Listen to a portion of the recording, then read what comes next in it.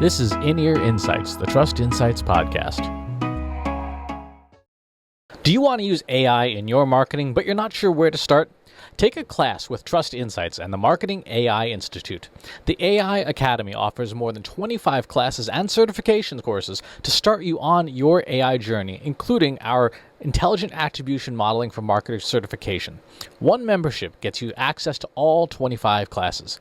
Visit trustinsights.ai/AI Academy to learn more and enroll today. That's trustinsights.ai/AI Academy to enroll today. Are you struggling to reach the right audiences? Trust Insights offers sponsorships in our newsletters, podcasts, and media properties to help your brand be seen and heard by the right people. Our media properties reach almost 100,000 people every week, from the In-Ear Insights podcast to the Almost Timely and In the Headlights newsletters. Reach out to us today at trustinsights.ai/contact to learn more. Again, that's trustinsights.ai/contact. In this week's In-Ear Insights, we are talking about surveying, market research, and all the crazy stuff that people do. So, Katie, what's going on with surveying in your world? Surveying is one of the more underutilized tools by marketers, but it's also one of the more complex tools in a marketer's arsenal of things, because you need to be able to do it correctly. And there's a lot of really bad surveys out there. And the thing that struck me over the weekend was that BuzzFeed, which is a online publisher, has these BuzzFeed quizzes. They have their own app, and I think that they're just fun and entertaining. I think the one that I saw this morning was like, pick a bunch of desserts and we'll tell you where you should get married. So it's like, goofy stuff like that. There's really no methodology behind it. But what I started to wonder was, are these pop culture accessible things then misleading people as to how proper market research and surveying should be done? Obviously we can't see what's behind, the BuzzFeed quizzes. And I'm not picking on BuzzFeed specifically as a hardcore market research, but they do publish a lot of these quizzes. And what I fear is that it sort of gives people this false understanding of how surveying should be done and how results are presented, because there's really no methodology. It's, pick a bunch of random images or rank something from gross to amazing, and we'll tell you how old we think you are. Well, here's the thing. I wonder, you say, misleading people into thinking how market research is being done. That presumes that people know how to do it correctly in the first place, which we definitely know is not true. Mm-hmm. I think the lack of methodology is definitely a problem. The lack of understanding what the algorithm is definitely a problem. But more than that, the thing that I know we see a ton, there's two types of bias we see a ton of in data science and in market research in general, right? Confirmation bias and selection bias. Mm-hmm. Confirmation bias, for folks who are not familiar, is when you do data work of any kind with a predetermined outcome.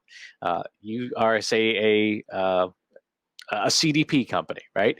And magically, all of your research and studies say, CDPs are essential to because you're trying to sell more of your stuff, and we see that a ton in marketing. The other one is selection bias, where you are asking a population, a sample of a population that is not representative of the whole. So if we were to ask, for example, our analytics for marketers group, which, by the way, you can see the URL here if you want to join our free Slack group. Say, how important is analytics?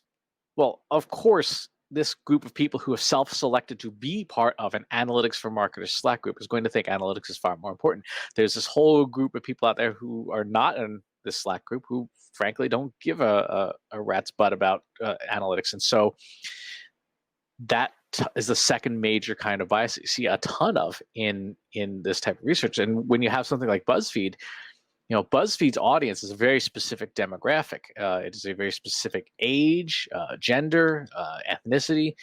And if you don't have any way of balancing that, of doing the weighting properly, you're going to get stuff that's profoundly out of sync with the population as a whole. I would hope that marketers would realize that, but to your point, I don't think they do. Well, I think that there is the you know, the bias built in of who's getting the survey, but then there's also the question structure. And so, you gave the example of, how important is analytics. So obviously the audience is the first problem. The second problem is, the way in which those questions are structured, and are they leading questions? Are you giving, answer options that allow people to say not at all?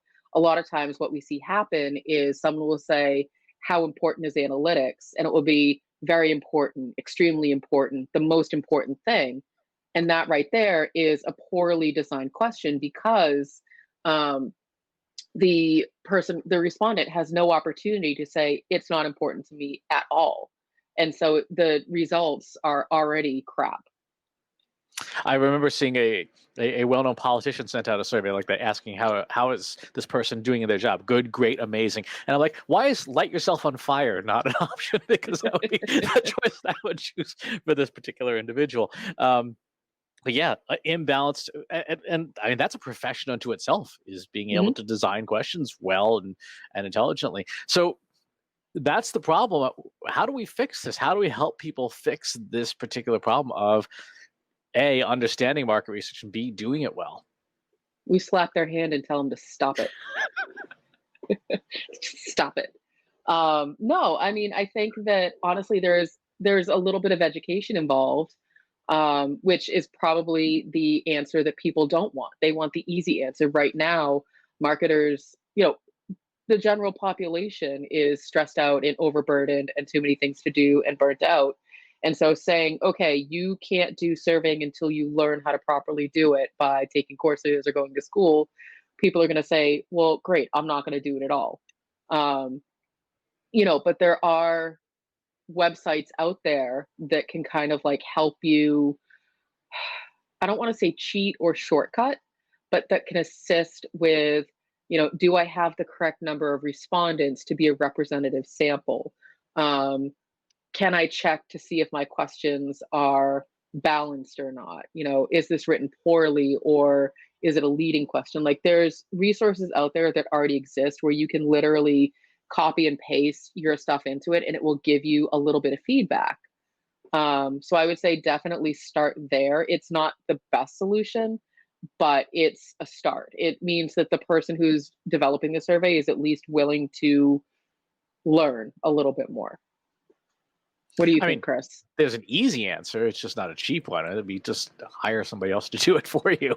Um, Well, sure, but not everybody has that luxury right now. exactly. Um, no, I think your point that learning how to do it well is important. And I think also one of the things we've run into, and we've run into this with a couple of our clients, is that a survey is like a short story, right?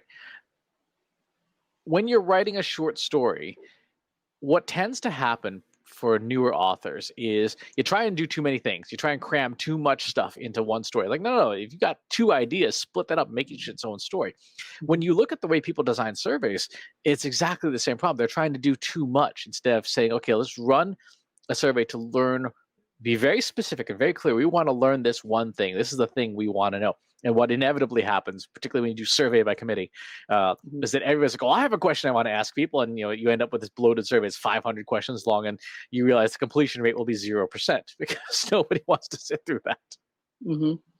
Yeah, no, I think that that's a really good point. You know, it's such a difficult thing to try to stay disciplined to say, I have a single question and I want to answer that single question. You're absolutely right. People try to jam, 20 different questions into a 5 question survey and be like, well, if I ask them this, then I can maybe allude to what this other thing is here and make it complicated and skip logic. And, if I get open ended, then maybe I'll get more detail, but I don't have the resources to analyze properly open ended questions.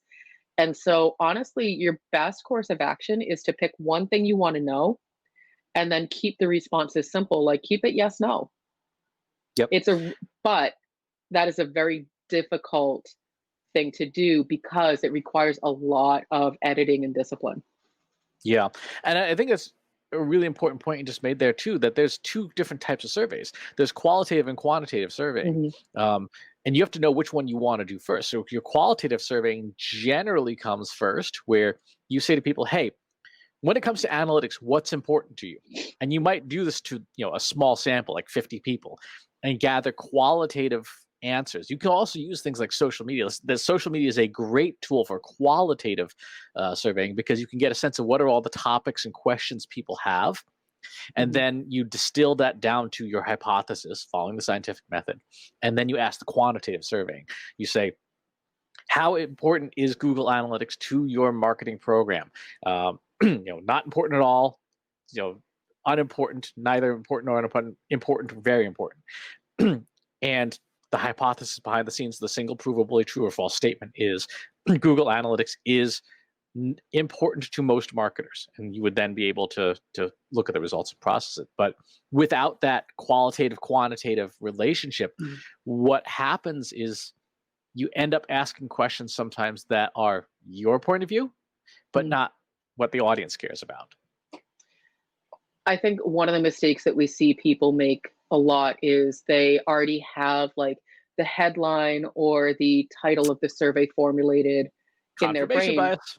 Right. And so, like, you know, so if we use that example that Google Analytics is important to your marketing, I think what ends up happening is, okay, we want to design a survey and push it out to our customers that says Google Analytics is an important tool, therefore you need to hire us to help fix up your Google Analytics. And so in my head, I already know what I want the result to be. And so then I start to design a survey around getting that exact result so that I can convince people to hire me and fix their Google Analytics. And that unfortunately is a huge problem because that's not representative and it's just bad surveying methodology. Your hypothesis is flawed if you think you already know what the answer is going into it. And yes, you can see my dog dancing behind me. We used to run into this a ton back in the days when we worked at a PR agency, where you would have PR folks say, "Hey, I need a survey to fit this headline," and boy, were they unhappy when we're like, "No, that's not how that works at all." Well, they stopped asking us to help. Yep. That's really what it came down to is they didn't like the results. And so they stopped bringing the survey to us in the first place because they didn't want to pay for it to be done properly. And if it was done properly, then they couldn't get their, sensationalized headline that they had already promised to their client. Um, and so that was unfortunate because we had to sit by and watch a lot of really bad data leave the walls of the company. And it's just, as people like us who really value data quality, data integrity, proper methodology, it's hard to watch knowing that there's nothing that you can really do about it because your hand has been slapped and they say, no, don't touch it. This is the way Yep. we're going to do it. And the interesting consequence of that was that within a year of Google consumer surveys becoming broadly available, reporters and publications started saying we are no longer accepting survey data. Hmm. Because it's all terribly flawed. The antidote for that we came up with, and we still use today, is design a survey that will actually help your marketing. So if the survey results never aired anywhere, you would still get benefit out of it. What is something that you legitimately want to know that would make your marketing better? And that tended to create better surveys. It tended to create people like, oh, I actually want to know, like, how important is Google Analytics to people? Am I barking up the wrong tree? Hmm. I think that one of the things that we've done that's been really, really helpful, and to your point, the results never see the light of day except for us, and it helps inform us, is a one question survey. And I think that for people is like, well, no, why would I just ask one question? I have 100 million different questions. Well, yeah, so do we. However, by asking one question at a time once a quarter, you don't burden your audience with, tell me everything so that I can give you exactly what you want personalized all the time. um, you're really focusing in on one thing at a time and then taking those results from that one question and applying it and seeing how that impacts your marketing from the inside out. And so, our most recent question, which you can answer on our website, you can shoot us an email, whatever you want, is about live shows. And so we're recording, a video podcast right now. There will be audio available, all of that good stuff. But with live events taking, a hit with the pandemic, speakers are looking to do live streaming and, live videos just to sort of like, keep their audience engaged and, do the talking head thing. And so we thought for us at Trust Insights, we're like, well, why aren't we doing this? But before we started to do it, we wanted to know what makes a good live show, what would make someone continue to come back. So we went in with the hypothesis that people will check you out once. What keeps them coming back over and over and over again? And we've gotten some really interesting answers that, we may not ever share publicly. They're not proprietary. We're happy to share the information, but the value for us is that we're getting real feedback from people who are likely to become loyal viewers of our show. And how can we provide a show tailored around the things that people say they want? Yep. Yeah, and this is, I mean, even still, this is still the qualitative stage. We're Mhm. asking an open-ended question. You can quantify some of it if you do some text mining and cluster based on the different most frequent words and phrases. But best practice would be, okay, great, we've gathered the information. Now, if we wanted to, we could put together a follow-up, or Mhm. even better, to avoid the selection bias, commission it to a panel that is not our audience, to say, like, Mhm. in a live streaming show, these are the rank which of these 5 things is most important to you: important intelligent speakers, relevant timely topics, better graphics. And that quantitative thing would then help us reorder the priority. But one of the other things that's so helpful about the one question survey is that it puts you into a mindset of, okay, what do I need to prioritize? What's really important? Because if I only get one shot a quarter, what do I need to know for the next quarter? And that, I think, has been super helpful to us, as opposed to saying, I'm going to email my list every week. I agree with that. And like I said, that one question survey takes a lot of focus and discipline because obviously we are naturally curious and we have a lot of questions for people. But to your point, Chris, we have to prioritize what is the most important thing right then and there. So we've asked questions about Google Analytics and it's given us a lot of information. We've asked questions about general, you know, analysis and analytics. As I mentioned, we recently asked this question about live streams. We've asked questions about, what makes an engaging newsletter. And I think the other side of that is if you're going to take the time to ask your audience or any audience to answer your question, you'd best have a plan to do something with that information because then otherwise someone's going to say, well, I gave feedback on that thing and I didn't see anything change, so I'm never going to answer them again. And that's frustrating as a user, especially when you take the time to put together some sort of a thoughtful response and then you don't see anything come of it. Yep.